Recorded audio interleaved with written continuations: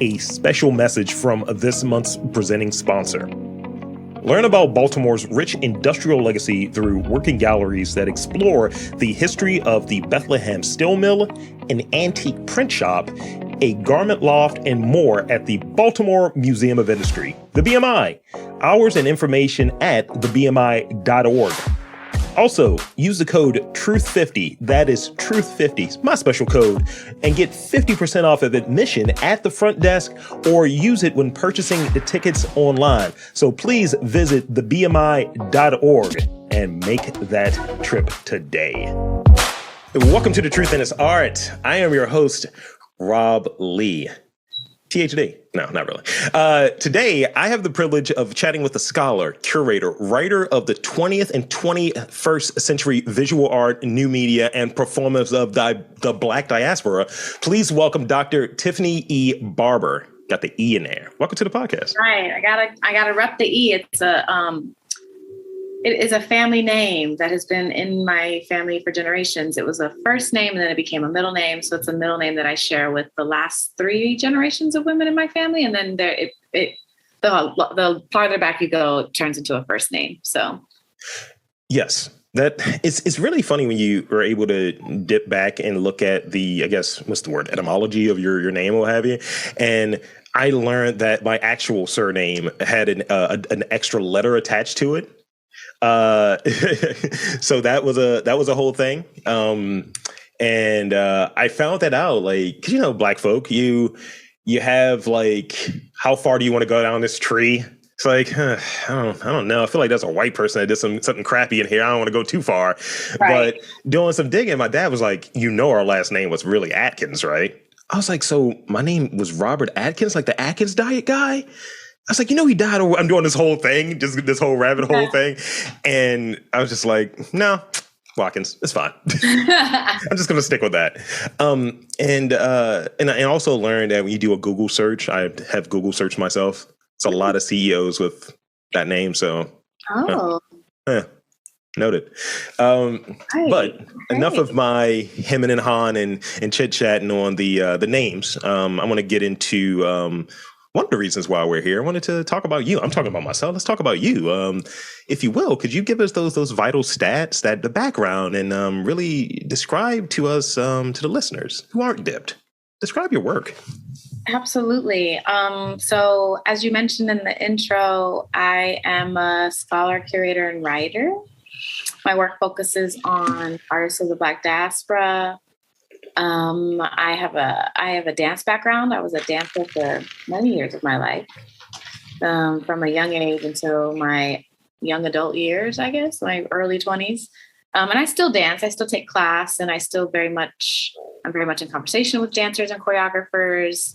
Some of my best friends are still in the dance world, and so from dance, I came to curatorial practice. I thought I was going to be a director of a site-specific dance festival or something, and thinking about dance and publics and publicness and performance. And so I ended up moving to LA. So I went to college in New York at the Ailey School. So it was a very classical ballet, modern, all forms of dance, but mainly classical ballet and modern. And I mean, by classical modern, I mean Lester Horton technique and Martha Graham technique, and some other major players in the concert dance world, the modern dance world. And so left that behind and moved to LA, sight unseen. I had never been to the West Coast before. And I was like, this seems like a great adventure. Yay. And that was 16 years ago. And at that time, the contemporary art scene was really starting to tip a little bit. Sure. There hadn't really been a robust contemporary art scene in LA before that. There were pockets of it, and there's certainly histories that have been excavated by folks like Dr. Kelly Jones, and especially in the Black art space. Yeah. But I was really informed by that experience of living in LA and liaising with artists and curators and gallerists. And I worked in the public art world and doing administration, and I was doing my own curatorial practice or own curatorial projects independently. And so got really into that and thought, maybe I want to do this institutionally. I don't know, but let's go get a PhD. And so then I moved back to the East Coast to Western New York, Rochester. Yeah. Did my PhD and kind of tried to figure out how to bring all these things together: dance, curatorial practice, art history, and a focus on Black artists. And yeah, so that was really the journey.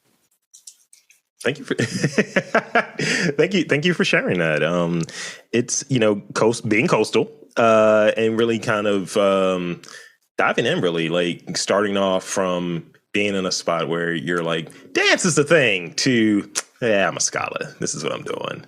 So I dig it. And it's really interesting how we can make a shift from one sort of like artistic expression to something that feels a lot different, but still be able to dip back into that original like place we were at. So like I'm doing this podcast thing, and I feel like there's some curation that happens there because it's an intentionality with who I'm talking to, right? And absolutely.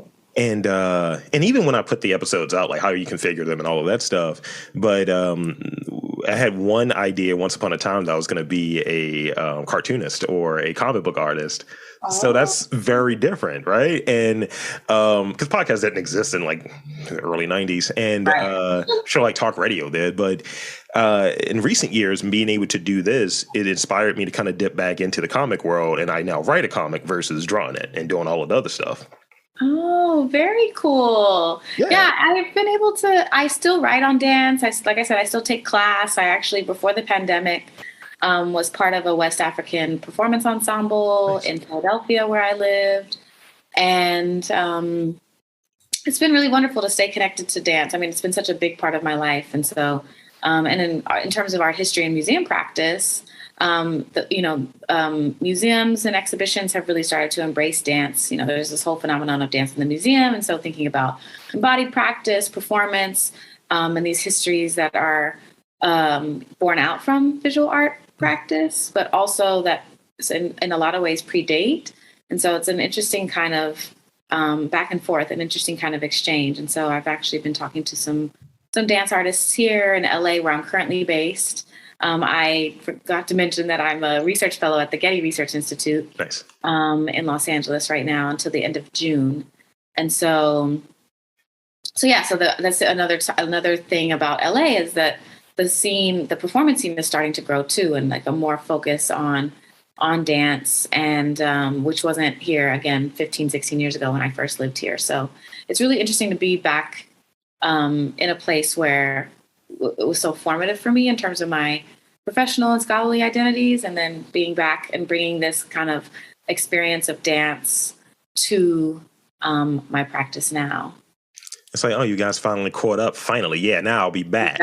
Exactly. Yay! I'm glad that you figured it out without me having to wrangle you.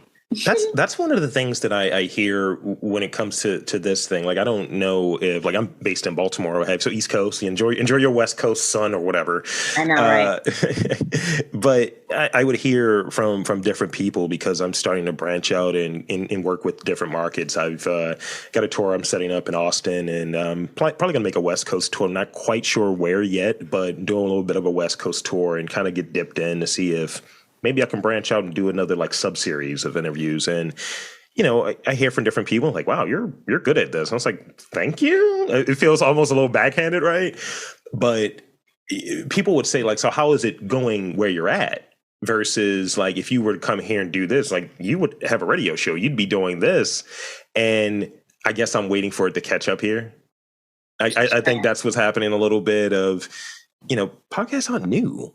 Right. This kind of chronicling, this kind of documenting what's going on in the scene isn't a new idea, but I think it being regarded as an art, being regarded in that way, and even going back to what you mentioned earlier about like dance, right? I had a conversation. I was on this board conversation with a group of different artists that are in Baltimore, and there's this one lady that runs like a dance company. And she was like, oh, so you guys finally going to acknowledge us? This is from like some arts council situation for funding. Yeah. And it was just really funny to hear like that vantage point, because I'm like, no, dance is definitely in the conversation. But then, and I remember I was talking about interviewing just different artists, and some people don't consider culinary arts part of the larger arts conversation. Right. And I'm like, how does that work? How are you just like forgetting the whole group and it has all of those different layers?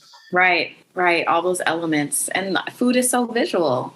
Presentation and then multisensorial, obviously. So yeah, it's interesting, the kind of silos. And I find, I encounter this in art history, and it's even in the museum world too. It's like, this preconceived notion of what exhibition is supposed to be like, exhibition display, and, how we're supposed to think about art and our encounters with it. And I just don't have that experience because I came to art history through completely different channels, through making, right? Through making dances, through making exhibitions. And so I'm really interested in that, and making as a space of learning, making as a space of knowledge production.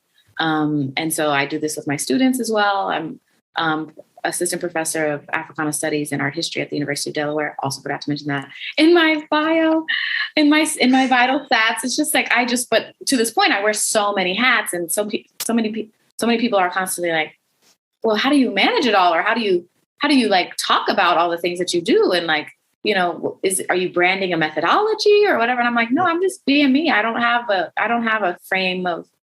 a language for it, a vocabulary for it, other than what it is. Like, I can explain it to you, and I can model it for you, and it's definitely reproducible. I don't have to call it something for it to be a thing. But it's an interesting, these kinds of silos and these kinds of preconceived notions about what art is and what it can't be, or what it isn't, or what it shouldn't be. And so I understand.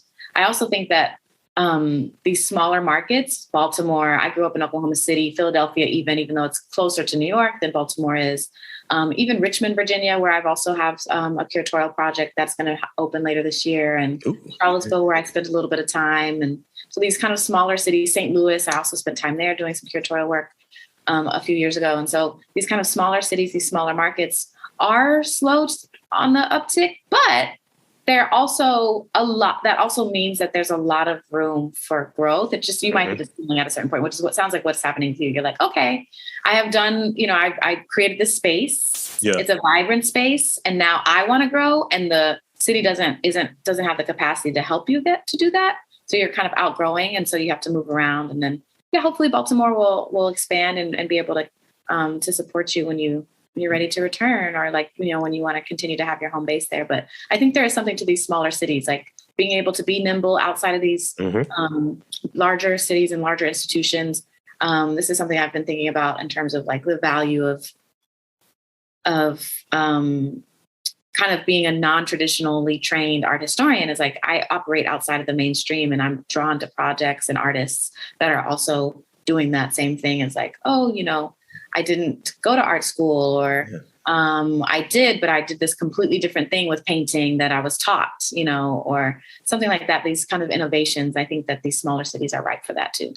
And yes. And I think one of the things that happens there in Baltimore, Baltimore's going to be home base. And I think that I have this desire I have this idea that I work with that I think sums up a lot of things, and it simplifies a lot of things for me. People just want to win.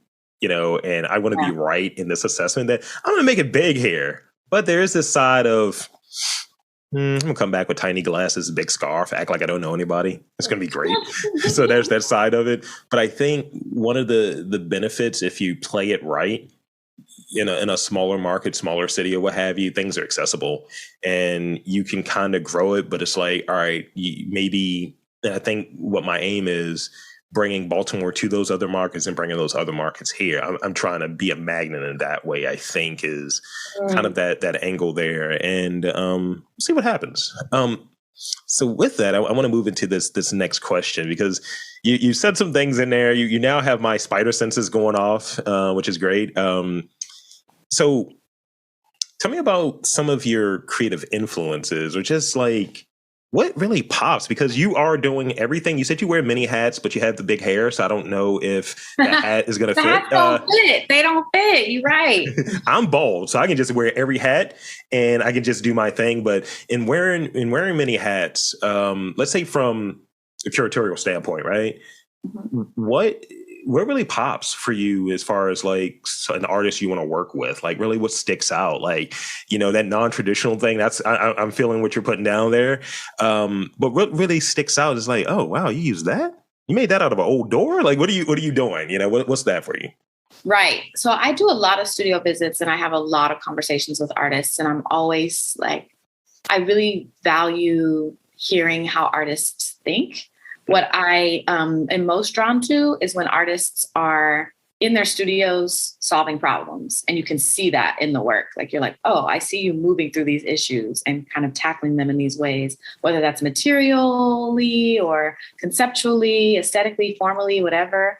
But I'm always I'm always drawn to the artists that are really thinking on their feet and thinking with the objects that they're making, instead of just being driven by market demands or like, oh, I have to sell work, or, black is in vogue. So like, let me just, run this formula. I'm really not interested in those kinds of, in that kind of work. It's boring to me. I'm like, this is very shallow and narrow. And I know there are a lot of people in the curatorial space and in the art world, and that are about that. And, that's a different take. That's a very kind of like, I want us all to win and I want us to get our coins too, but I'm also interested. Is it good? Is the work good? Yeah. Like, does it have legs? Is there something here that's rich and textured and nuanced that can grow and develop and kind of spur into these other realms and worlds? That's the stuff that I'm most like excited about. I'm like, ooh. So I know when I'm interested, and I know that it's also kind of an intuition thing. Like, if I'm in the studio with an artist and I'm having a conversation with them, and they might say something like, oh, this is a key word that I've been thinking about for myself. And I'm like, oh, that's interesting. Well, have you thought about it in this way? Because what I'm seeing in the work is this. And then that unlocks something for them. And they're like, oh my gosh. So I love that exchange and that back and forth, and being able to think with artists rather than just calling people up and being like, so what work you got for me? I'm making a show. You're a name that I want to have in my camp. So like, what can you send me? Yeah. And it happens all the time. And it's just it's so frustrating, because I really think that there is a quote unquote art, like you were talking about, in terms of how you put together interviews and who you decide to talk to, who you want to reach out to and cultivate as a collaborator in this podcast series. It is that. It's like there is an art to that. Like, you're paying attention, you're being intentional about who you want to be in conversation with. And I think that kind of care, literally the root of curate, is really important. And it's getting lost because of social media influencer culture and all of this stuff. And, if you have this many followers, then you must know what you're talking about. Or if not, you are at least a platform. And so that'll get people in the door. And oftentimes I go to shows that are curated by influencers, and I'm like, oh man, this work is bad. Or like, this vision is terrible. And it's like, oh, this is poorly executed. So I think, there's a technique. I mean, going back to my dance, I'm like, there's technique, and I care about that. No, that's huge. And I think, yes, there is some care that's attached to it. There is, you want to make sure that you're having a meaningful and good, intellectually satisfying, because I joke with people that this podcast is as much jewels and gems for me as it is for the listeners. And on occasion, I've learned about myself on having that conversation with someone. Right. It's like, well, I feel like this is what you're doing. Damn, I didn't know that. That's what I'm doing. Word. Right. And or being able to share that observation I may have for their work or what I'm seeing. And I've joked with people, because I think being in this spot of being kind of this outsider, kind of fringe person, and there are certain things that I reject. Like, I kind of started rejecting the notion of podcaster, because it's become a little deprecated, because everyone with a microphone suddenly is a podcaster, and most of them aren't good. And I take professional curator. Everybody wants to be an Afrofuturist. Everybody wants to be a podcaster. Everybody wants to be an influencer. And I'm just like, oh my God, we can't all. We're going to be friends, because I've said that these are rants that I get into, and I've, talking with folks about like grants and funding and so on. I was like, you'll see where you fit when it comes to certain things you've applied for. And, I joke with people. I was like, don't people of color yourself out of Black dollars. Let's just keep it funny. Right. And not to be like exclusionary or anything, but also this is the language that the people are handing out the money are using. And how do you describe yourself? Is it earnest? If you're using that terminology or these different words, fine, but make sure that's true for you, not just this is a buzzword, this is a keyword search. Don't SEO yourself. Exactly. No, it's so necessary. This rant was brought to you by Juice. Yeah, I am often. Yeah, I really understand where you're coming from. So you've been asked to do many lectures, podcasts like this one, this great podcast. This is not like anybody else's podcast, and so on. So tell me about, and don't get caught on the word here, but tell me about the experience of having influence or being asked for your opinion, the good and the bad of it. Yeah. So I think that I'll start with the bad first, because that's, there is a way in which it's really great to have people pay attention to your work and be in a place where folks are paying attention and valuing and being like, oh, wow, I hadn't thought of that. Or that's a brand new perspective that actually unlocks this for me or helps me expand my own thinking and gives me new food for thought that I want to chew on. And so, the only way to have a paradigm shift is for that to happen, is for people to be paying attention. Yeah. I think the bad part for me is that so often, and I think this is true of a lot of my peers of African descent, we can get misquoted. This is really the problem. Is that, or the bad part is like, oh, like your work is taken out of context, or like, it's a soundbite that somebody completely, there's no the before or after, it's taking, like I said, kind of taken out of context or misinterpreted. And you're just like, oh, I didn't say that. Like, that's not what I said. And so I think in terms of my scholarship and in terms of my curatorial practice, I'm always thinking about how can this be the most synthetic, crystallized, like kind of layered version of itself, such that people can enter it in these multiple ways, but that the meaning doesn't get lost. But there's also room for new meaning making. So it's a really complicated kind of complicated dance, a complicated choreography.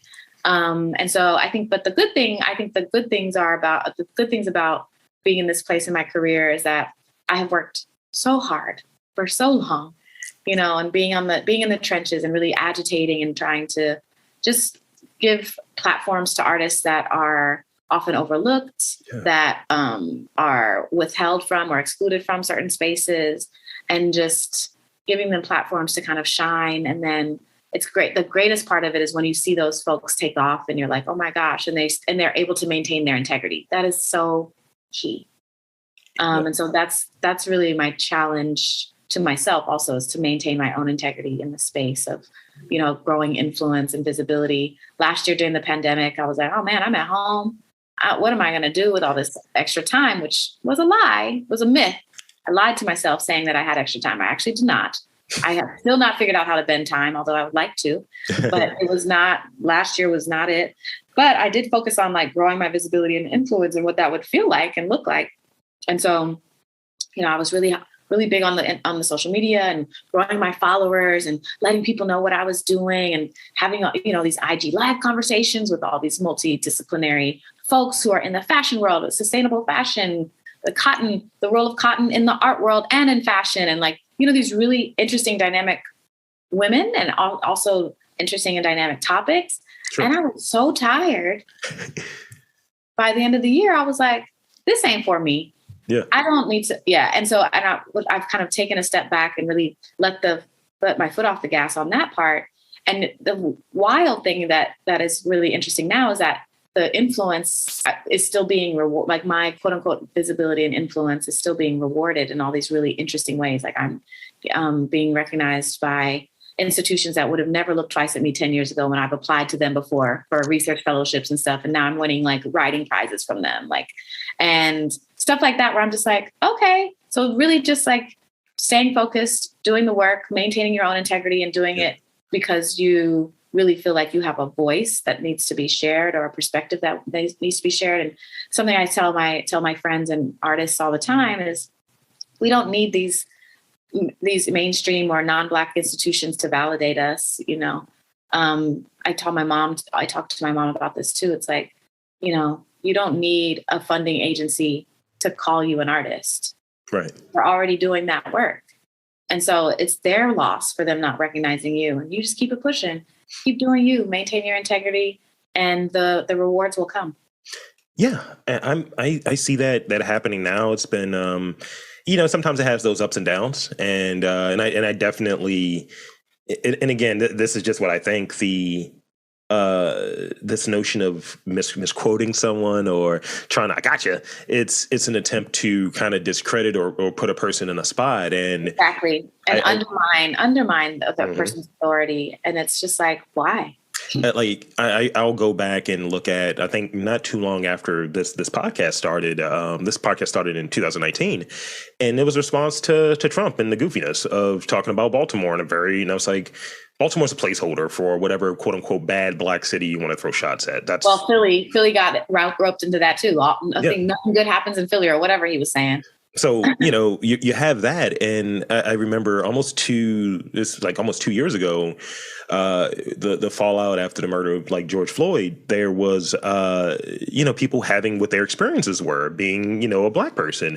I'm a 6'4", 300-pound Black man. So my experience is my experience. And I was like, just sharing what it was. I had so many people in my DMs.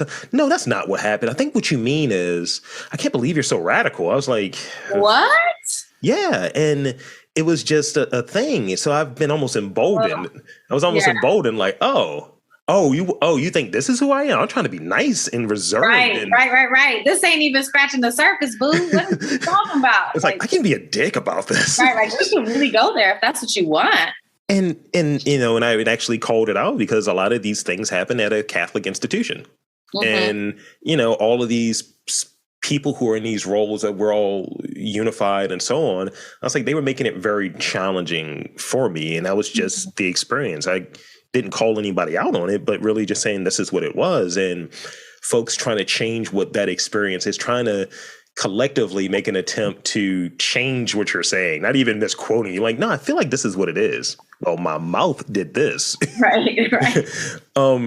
So I think that's a thing. And even in doing this, integrity is an important thing. And anybody that I work with in having folks on, I've had people reach out. I was like, wow, I can't believe you had that person on there, doing graffiti, and they're not necessarily, it's like, look, I try to be neutral. I try to have a conversation with anyone, and I pride myself on that versatility. Right. And it's just interesting when I get the most feedback. I had like a week when I had people on who are in this developers realm, and I'm very cautious in going into it. I was like, these gentrifiers, what are you guys doing? Right. And then you ask questions that are in that space. So like, really tell me, what are you doing? What's your real intent? And not being quote unquote an artist, that I lose that, kind of like street cred or what have you. I'm a concerned citizen. I'm a person that's of the community and of the city, and concerned from this standpoint. If you're having a developer on and they're doing something that's changing a landmark that's affiliated with your culture here, I'd rather have the conversation than not, to get an idea, like, really, what are you doing? What is this going to look like in 5 years? And really being able to document that versus, man, we got a lot of great buildings here now. I can't believe they tore that down. Right. So I'd rather have the conversation than just, well, moving on. What next rapper am I talking to? Yeah, no, and it becomes a kind of oral history project too. I mean, I think it's so important in these, the real estate space right now is just so insane, and there's so much money. Developers that's where the money is concentrated. Yeah. And they're buying up not just corporate buildings, they're buying up whole blocks, they're buying up row houses and just sitting on it. And the speculative real estate, actually, I took a research trip to Detroit in 2018. It was my first time to the city. And I had heard about the speculative real estate market there. And I was like, oh, okay, I don't even really know what that means. I mean, I think I do, but I don't know. Let me see. And we took a tour. It was some other researchers and I was like, shocked. I was just shocked. Like that developers, firms were just buying up lots of land, sitting on them for decades until they had either lobbied enough for the local government to turn in a way that benefited them, or the market swung up or something. And I was just like, wow, imagine having that much money that you could just let it sit there. That's happening. That was happening here, and it came up in a conversation. One of our larger institutions with a really interesting reputation, but probably the most famous one you can think of. And it's just like, oh yeah, we kind of just let this, block of houses just become blighted for the better part of 20 years. Oh, real estate market is up. Let's tear it up and build something. Exactly. It's like, all right, guys, and hearing that, average rent. I think I saw this the other day. It was like it's supposed to be like $2,000. It's like, hold up. In Baltimore? No, as far as like U.S. average. Oh, yes. I was like, oh, my God. Okay. It's insane. But I think I'm going to go into this next question because, look, we can have a whole different series of. You're going to be back on this network, I'm telling you. So obviously you have many areas of expertise, some we just talked about right there. But something that come to mind is examining representations of Blackness and womanhood. Is there a life experience? I think that answer is pretty obvious that has shaped your creative sensibility, and could you share it? Yeah, absolutely. I'm obviously a Black woman, but I know, shocking. I credit my mother really as like a really as part of my. I wouldn't say inspiration, but definitely a starting point for that. So I mentioned she's a fine artist and self-taught mostly, but she's also taken some classes here and there. But she, when she was in her 20s and really wanted to pursue an art career in Oklahoma City, where I was born and raised, a white professor told her that there was no market for her work and that she'd never make it as a Black artist in Oklahoma. Wow. Or anywhere. Because there was no market. People didn't want to see these images, or, she was going to have a really hard time carving out a space for herself. And so she actually internalized that and then ended up going into a completely different career path and doing work in human resources and benefits and payroll administration. And recently came back to making her artwork full time. Once my brother and I were no longer living in the house, she turned the extra bedroom into a studio. And I was like, okay, go ahead, Mom. I see you. I was like, flex on them, go ahead. So she is really, her drawings and paintings of Black female figures were my first encounters with art. I made art with her and growing up, and I always thought of it as, arts and crafts, whatever. But my mother still teaches art workshops, youth art workshops, community art workshops. She just opened her first solo show of paintings ever. Nice. She's 67 years old. And I'm like, yes, Mom, like you better show them. So that's just going back to the comment that I made about, she not needing these institutions to tell her that she's an artist. I'm like, so for instance, she had applied for this grant and she was really bummed that she didn't get it. And so she was like, maybe it's too late for me. Maybe I should give up on my dream. And I was like, if you want to have a solo show, we can make you a solo show. Mm-hmm. Like, you don't need this grant to do that. I was like, we have friends in the community that have spaces that would be totally supportive of you, especially for your first time. I'm like, this is great. Think about it as a kind of laboratory moment. You can experiment. You can kind of push yourself. This is the first time you would have the opportunity to really conceive of an entire body of work and like what the different parts would be, and so she went for it. And so she worked on that for about 8 months. Yeah. And she's had a resounding success and like great feedback, and folks are really digging it. And so she's really the life experience that is responsible for me getting to this stage. She put me in dance classes early on, and then just her love for art and history and those things together, art history, and really kind of giving me this supplemental education and growing up about Black art history, Black image making, modeling it for me in the home. And I'm fortunate that I went to a performing arts magnet school, visual and performing arts magnet school with an international baccalaureate program when I was in middle school and high school, also because of my mother's force. And it was something I wanted to do, but it was her being motivated to be like, oh no, I want to set you up for success, and I might not have all the resources, but like, let me find the things that are useful for you if this is the vision that you have for yourself. And so I really have to credit her in all of these ways to opening up this world for me. And even though she's never moved out of Oklahoma City, she's lived there most of her life. She's been, appreciative and supportive of me kind of flitting all about and moving posts back and forth all over the place. And it's wonderful to be able to share this part of my life with her and really kind of reflect on how she's informed my development as an art historian to this point. And it's at this point in my career. And it's really because of this, like I said, this making as a form of learning and knowledge production and just solving problems in her studio and just watching her. And that really is like the life experience that informs not only my practice as a scholar and curator, but also my interests and research on Blackness and womanhood. And she and I are obviously different generations. I'm in my 30s, she's in her 60s. And so her ideas about Blackness in the home growing up were like, Black power baby. She graduated high school in 72. So it was like fist in the air, big fro images all over the place, like Black Panther Party, Black arts movement, like very much steeped in that rhetoric, which I totally appreciated. And it it really informed my younger years. And then when I moved to New York, I was like, oh, wow, this is, and being in the dance space and thinking about Blackness and embodiment in that way, I was like, oh, this is really different than how my mother thinks about dance or thinks about Blackness and even thinks about womanhood, like kind of more just an older generational kind of understanding, post-second wave feminists and her being really steeped in kind of womanism and us just having really different experiences because of the times that we're living in and us being able to have conversations about those differences is really key to my research process. So my dad's the same age as your mom, so there's a thing there. And every now and again, I'll have a conversation with him. He's like, yeah, Jane, you'd be looking at things in a different perspective. And I was like, nah, I just ask a lot of questions. I want to know the why, not the how as much. And I try to get to the root or the truth and whatever I'm doing.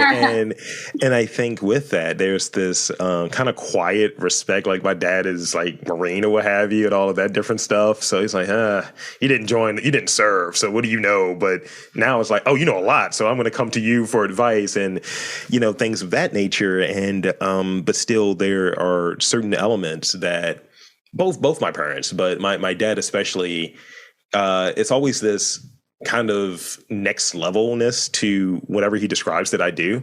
It's like when I had a job at like Verizon back in the day, he met someone. He's like, yeah, my son, he runs Verizon. It's like, I think Lord Telephone runs Verizon. What are you saying? Or even now, he'll tell people about the podcast. And it's like anyone that does anything creative. And it was one that was like so creepy, but he was just like, yeah, my son has the best podcast in Baltimore and, you just got to check it out. He's doing great things. He's not embellishing, but. Okay. Number one supporter. Yes. Champion. Okay. Yeah. But one of the things he did, I don't know if you heard of those, it's like these dolls, these like babies, these lifelike babies. Oh, yeah. And he worked at like a Walmart or what have you, and he encountered a person that makes those. Oh. And he was like, would you want to interview them? I was like, no, absolutely not. I'm terrified. It's just, he's like, here's a gift. And it's like a baby version of me. He's like, nah, I'm all set. Yeah. You're like, let's not and say we did. Let's not. I appreciate you. I appreciate what you're doing. I think I can source my own interviewees. It's cool, Dad. Thanks so much. Appreciate it. Just hand him the card, but don't hand him my name. Right. So I think I have an answer here, or at least circling towards it because of the way this conversation has gone, which I think is going well. How do you feel your perspective is represented in pop culture and art these days? And within the last few years, do you feel like there's been a shift to be more relevant to maybe your perspective? Yeah, I think that this is a great question. It's something that I deal with in the introduction to my book, which is why I'm at the Getty Research Institute. I'm finishing a 4-chapter study on Black women's art and activism after the turn of the 21st century, when we have been kind of crafting these narratives as a nation that we are our most progressive. I mean, it's the 21st century. Look, we're beyond racism. We're beyond gender.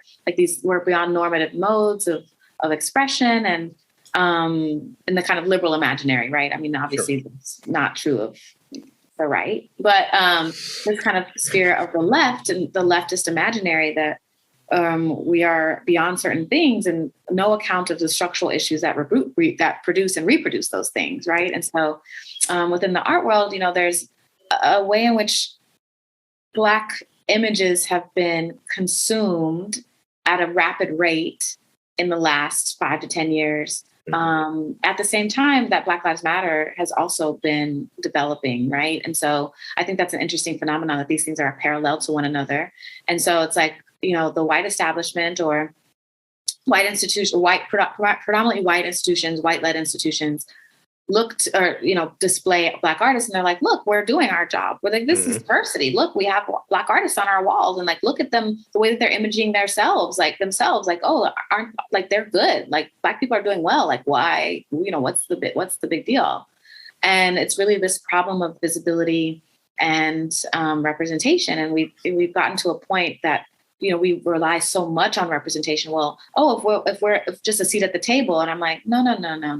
The table is not the table we want to even be sitting at. That ain't the table for us. That's the table that's serving that Juneteenth ice cream. And that's exactly right.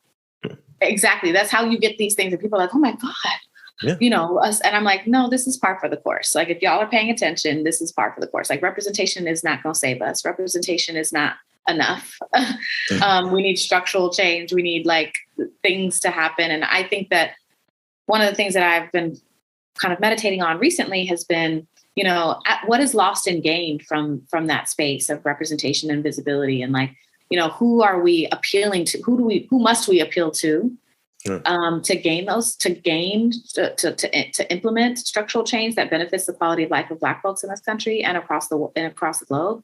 And I don't feel comfortable being like, oh, well, we need to make demands of these institutions that were not built for us in the first place. They were built specifically to be violent toward us and to exclude us. And so I'm really interested in the space between art history and Black study, and what the two disciplines can learn from one another, and thinking about self-determination and cooperative economics. And I'm trying to figure out what that looks like in the art space, in the art world. I don't have an answer for it yet, but to your question, no, I don't. I don't think that my perspective is represented in the mainstream, and I'm okay with that. I don't need it to be. I think that it's still a valid position, and it's one that I continue and will continue to cultivate, and just kind of find like-minded folks and try to figure out some stuff on the ground for us, and hopefully do it in a much more veiled way, actually, because once you start winning or making moves, people want to replicate it, they want to possess it, they want to colonize it, they want to discipline it for you, or even eradicate you. And so it's a very tricky kind of, it's a tightrope, walking that tightrope. Yes, it's one of the things that comes to mind is I remember this joke because I like stand-up comedy, and I remember this joke from Patrice O'Neill, and he was just talking about whenever there was anybody that tried to like galvanize Black people, they got smoked. And he was just like, yeah, I just need some young soldier to do it. I'll be over here while you getting shot, because that's kind of how it goes. And, there are times where literally, and I'm not kidding, I don't think I've ever said this on this podcast. I was in an Uber like 2 years ago, and I was just like on my rant about just, this doesn't make sense. It's almost like, shit that should not be is the way I'll put it. Right. And it was specifically about like local politics, and the Uber driver said, man, you're dropping facts back there, bro. He's like, are you running? I was like, no, I just see these things. It's like, I don't like I'm a fat guy, right? And I don't like running. I don't like doing things that take time. I like to just be able to relax. And if you have my attention, you're making me think about things, then now I have to really dive into it. I really have to spend that time and that energy. And I can go to the research route, or I can just go very first level. And it's like, this doesn't make sense. So I'll just throw this out in terms of like perspective, right? Where my background was in marketing. So, consumer behavior and things of that nature. And I was like, these things that are catchy and these things that are cool to say, I was like, sure, you need a better PR person. When someone says like, defund the police for sake of argument, right? It's like, no, I think what you mean is, and I'm not saying like free branding this, like literally take money from the police and put it other places. Because people just hear, you're taking money from the police. Right. It's like, no, here's this chart that says civil rights and education, but specifically in Baltimore, is like the lowest line items on the budgets. take some money from the police and put it in those areas. Maybe that'll fix some of these issues. Right, and exactly. With a city that's almost 70% Black, that's baked in. Right. But hey, no one asked me, that's kind of how I look at it. So when you see, in terms of pop culture, when you see like propaganda and you see things that have been around for, I was watching like Tubi. I don't know if that free network. And I was like, man, I remember Hunter. My dad used to watch this back in the day. And I was like, oh, yo, why is every Black dude on here Jive Dude? I was like, okay, I have to watch it with this kind of perspective. And I used to do a podcast called Unofficially Black. And I had this segment called Great Moments in Blaxploitation. That was the only way I could let it go down. And you watch it and you're like, no, this has been this perpetual sneak dissing. And part of it is who's in the writer's room and what they're going for. But you still see it, and it's more refined, and it's more, in their opinion, more nuanced. And going back to, I think, the thing that you touched on so well, because I feel like I've gotten smarter in this episode, is that we have this conversation about seat at the table, and people throw that out there like that's something I should be looking forward to. Right, exactly. I'd rather just do it myself. Or that Black writers are going to tell those stories that are authentic to us, like as if they're not contaminated by this other system or by the system that they have to submit to themselves. And so, like, and then there's uproars over like, well, did so and so do this, or I can't believe they would do that, or like, look at this episode. How could a Black woman write this and all this stuff? And it's like, we're all under the same constraints. We're all circumscribed by anti-Blackness. It doesn't. Like just you, by virtue of you being like a Black person in the room, doesn't mean you're gonna like get the pitch. You're gonna have to make sacrifices because for instance, I'm like, based on my own experience, I am producing a feature-length experimental documentary that was just accepted into a very well-known independent media, laboratory for workshopping from the rough cut to the fine cut stage. So we're really at the end. We're in the kind of end of post-production, right? This is a predominantly white space. Mm-hmm. The film is about the intersection between gun violence and gentrification. Mm-hmm. Timely. Told through the eyes of a Black mother whose son was murdered. And these white people in this room told her that she needed to be more vulnerable on screen. I'm sorry, did you watch the documentary? Mm-hmm. They were like, well, we just want to see you break down. I'm gonna say that again. We want to see you break down. Well, Black women don't feel pain, so let's just, They were like, you're recreating the strong woman stereotype. Excuse me, first of all, what you know about it, first of all, and the structural conditions that have produced that stereotype, number one. Own your shit, not mine. Two, how dare you demand that I perform being undone when I'm fucking on screen crying, talking about my son not being here anymore and me trying to recover his presence in all of these different ways, in these poetic ways. We're not reproducing details of his murder for obvious reasons. We're going against the true crime genre and how popular it is. So much of the media space right now is true crime, reveals. We want to know the gritty details of how this person, met their end or whatever. And I'm just like, we don't need that for Black life. No, we've had enough live it of every that. day. Right. We live it every day. So it's that type of stuff. And it's like, you have to when you get that feedback, you have a choice to make, especially when the funders and the distributors are in the room and they're like, well, we want to see it this way. And you're like, well, I'm gonna keep doing it this way. So that means that this deal can't happen because you're not letting me realize my own vision. So again, going back to the question of self-determination, sometimes you got to say no to stuff that's not right for you. Absolutely. 100%.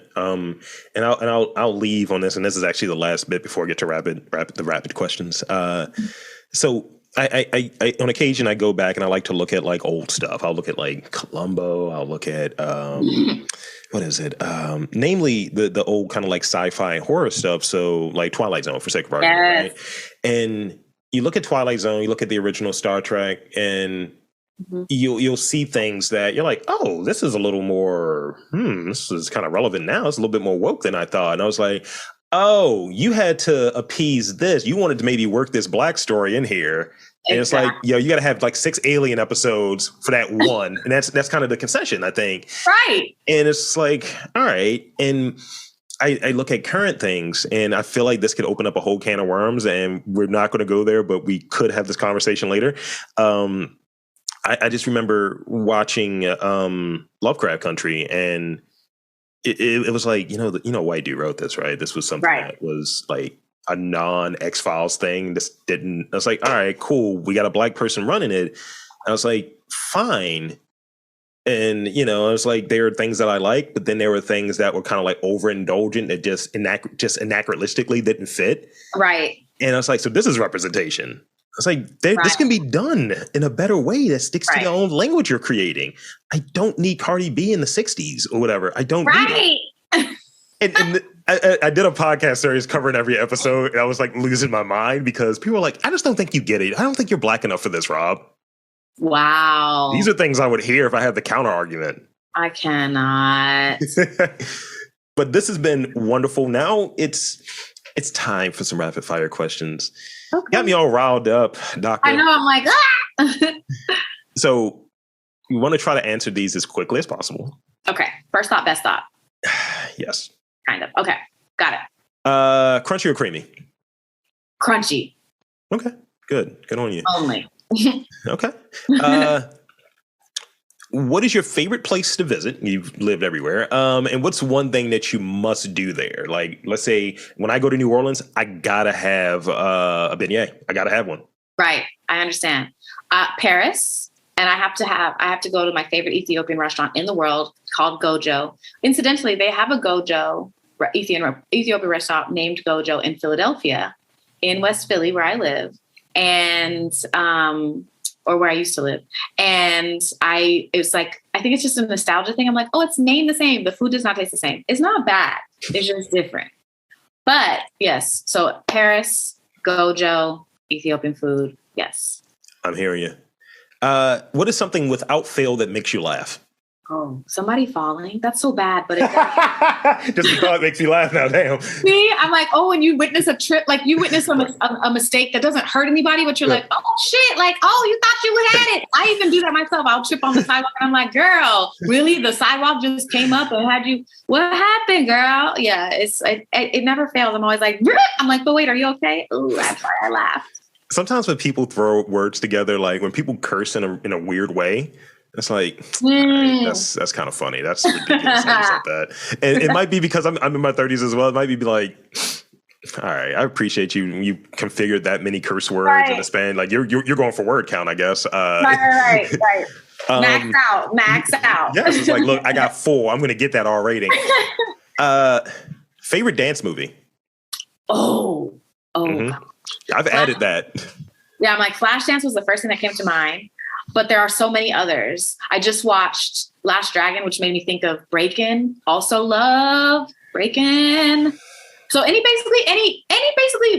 80s dance movie, I'm definitely going to ride for.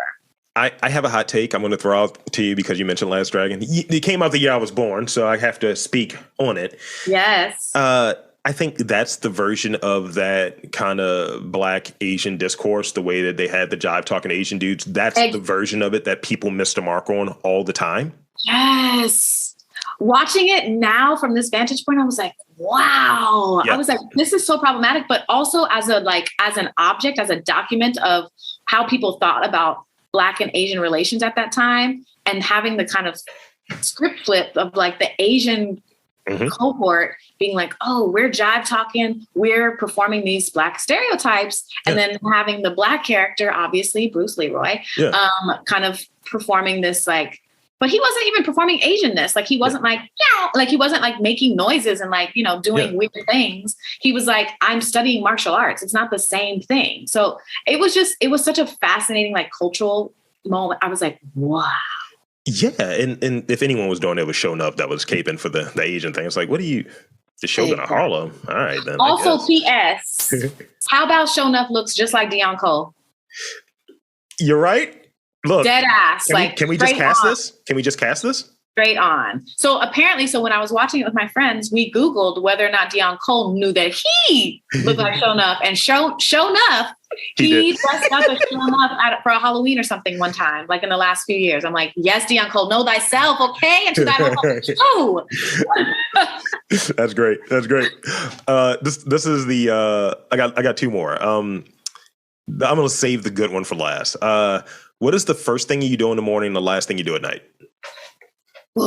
First thing I do in the morning is turn my alarm off and then take deep breaths about what day is coming. And the last thing I've been trying recently to reconnect with is because my schedule is so crazy right now, Rob. I'm like, oh my God, I'm juggling so many things, so many projects, so many deadlines, life changes. And I'm like, when we're still in the middle of a pandemic. So I'm just like, woosah, breathe it. So I've been reconnecting with meditation. And that's something that I like to do before the last thing I do of my day when I'm going to sleep.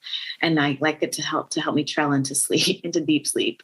That's really good. I've tried to get connected with that. Definitely doing my Eckhart Tolle. I always call him Eckhart Tolle because I think it's funny. I try to do that, or I'll throw on Alan Watts. I had this 12-hour Alan Watts audiobook. I'm like, yes, give me these long-winded lectures. So when Deepak Chopra and Oprah were they used to do these joint meditation. That's a rhyme for some reason. Mm-hmm. And exactly, they rhyme. They're basically the same. You just combine their names, Chopra. They do it for you. It's already there. And so there's a particular meditation one about not enlargement, but expansion. That's really it's a 21-day meditation that I've been, that I purchased, and I've been kind of getting back into that. And the manifestation and meditation go hand in hand. Okay. You got it. When it rains, it pours. I'm like, ooh, yes. So I feel like I'm in the flow. My meditation is popping. So I'm like, oh. Now it's time to be petty. Okay. Because I'm a cusp, right? I'm a Capricorn Aquarius cusp, but on occasion I live in that Capricorn pettiness lane. Yes. So I'm going to ask this question. Which rumor would you like to start? Uh-huh. Oh, God. People always mess this question up, but I think it's a fun question. This is a very good question. Okay, let me think. So I will say a rumor that I thought was going to happen and then ended up kind of happening in the media space was that Will and Jada were going to get a divorce.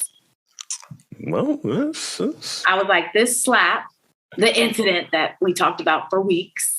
Yes. I didn't, but other people. Yeah, because we love seeing black men attack black men. Right. Like, where did this come from? Where could Will, it was out of pocket, And I was like, listen, this is indicative of trouble at home. I said, you see Jada sitting back here looking at it? I'm like, I was like, in a week to 3 weeks, a rumor is going to break that they're on the verge of divorce. And lo and behold. So maybe I did start that rumor. This has been great. Thank you. This is definitely the treat to wrap up my week. I want to thank you for being on this podcast.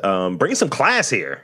Thank you. Thank you so much for inviting me. It's been so fun. Absolutely. I want to invite and encourage you to tell the fine folks where to check you out, your work, your musings, all of that good stuff. Absolutely. Most of the things that I've written and kind of curatorial projects, especially in the digital sphere, are hyperlinked on my website at www.tiffanybarber.com. Barber like a shop. I always say that. People always want to mispronounce my name. Barbara? No, Barber. Barber like a shop. And then you can also find me on the socials on Instagram and Twitter at the same handle at Tiffany E Barber, all one word, no spaces. But there you have it, folks. For the great Dr. Tiffany E Barber. That's a barber, not Barbara. Okay. Barber. I'm Rob Lee, saying that there's art, culture in and around your neck of the woods. You just got to look for it.